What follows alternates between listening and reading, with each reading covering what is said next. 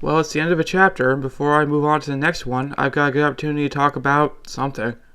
So, maybe now's a good opportunity to talk about the combat system?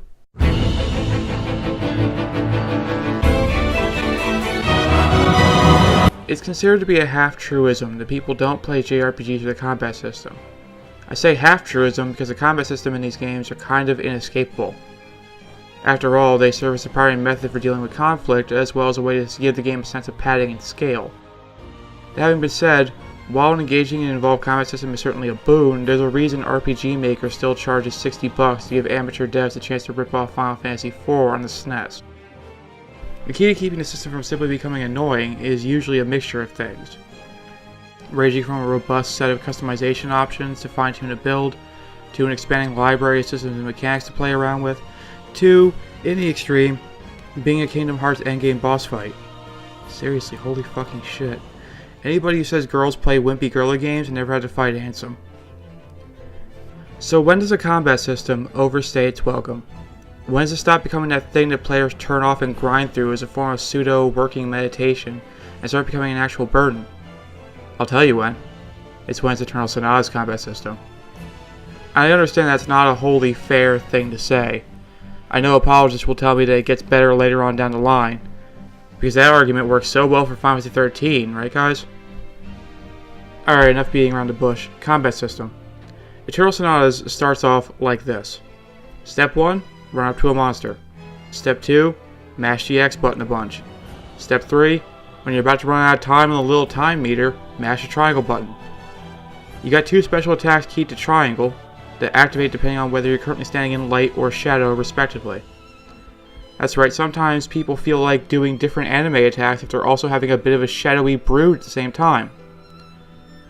For characters like Polka, Frederick, and Beat, this is the only way they can do damage with a special attack by default, at least until they start learning a few new attacks later on in the game.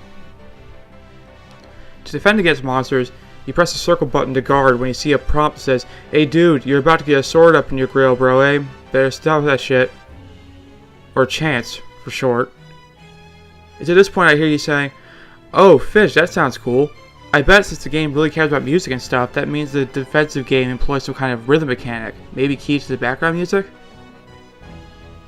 Yeah, okay. Fighting in time to the music? What do you think this is? Mother 3?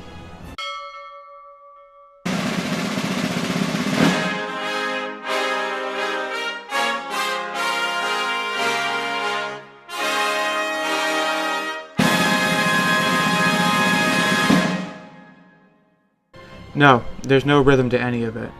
Occasionally the monsters will throw a 1-2 punch, but otherwise it's all just a matter of waiting for the prompt to show up. Which is fine, because as this footage I'm showing right now on the screen clearly proves, I have the reaction time of a video game god.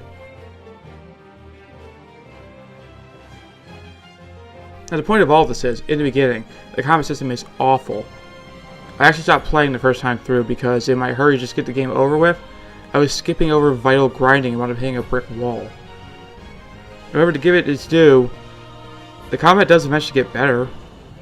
The reason for this is something to do with that thing I mentioned in the previous video, party levels. Whenever you pass certain points in the story, typically after certain boss fights, your party level goes up. When this happens, 2 things change. 1, the game adjusts your time limits on that little bar I mentioned earlier. For instance, in party level 1, time stops when you stand still, and you have unlimited time to plan your next move. In party level 2, the moment you take your first step, the time starts and won't stop until it runs out and your turn's end automatically. You still have unlimited time to think about what you do before that first step, though. The second big change is that the game decides to add 1 more mechanic on top of the ones you already know. In the case of party level 2, it introduces you to echoes. The short version, echoes are a combo meter. They go up when you wail on enemies and they reset whenever you use a special attack. The higher you can get the echo meter before you use a special attack, the stronger the move is, as represented by an echoey attack name, or, in the case of super high echoes, somebody saying something really, really anime. Listen closely to the angry winds of your requiem, Phantom Wave! Did your stomach drop? At first, this isn't much of a change. The default strategy changes from mash X and then mash triangle to mash X and don't mash triangle, unless a combo meter tells you it'd be good to do so. However, it is something. At the time of this recording, I'm ahead at a point in the playthrough where I'm actually at party level 3. And it's around that time the game actually starts getting kind of interesting. Too bad it takes nearly a third of the game for the primary mechanics to start finally approaching fun. Even then, some of these things are going to prove to be a bugbear in the near future, so it's important we're all on the same page when it comes to what this game's about. I suppose I could take the remaining time here to talk about the grinding part of the game and the ridiculous imbalance with the game's item management system, but I don't want to.